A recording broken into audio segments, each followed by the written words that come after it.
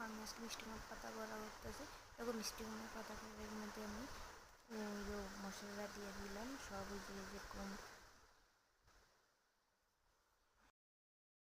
সব মশলা দিয়ে দিচ্ছি।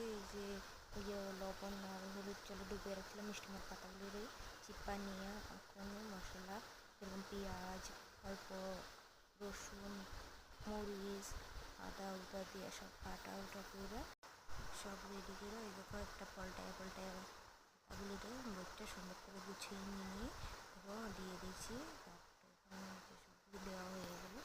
তো আরেকটা নিয়ে নিলাম, আবার সেম প্রসেসে দিয়ে আস্তে আস্তে বটি নিব সবগুলি কথা সেম করা।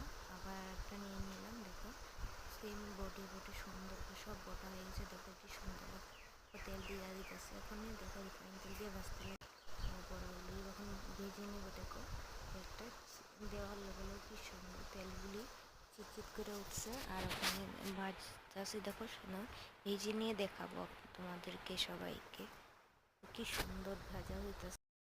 আমার এক সাইডের উপর জ্বলে গেছে, তো দেখো কিছু না, টেস্টি খাইতে অসাধারণ লাগছে, বেশ টেস্টি ছিল। আমরা ঘরে ট্রাই করবো সবাই।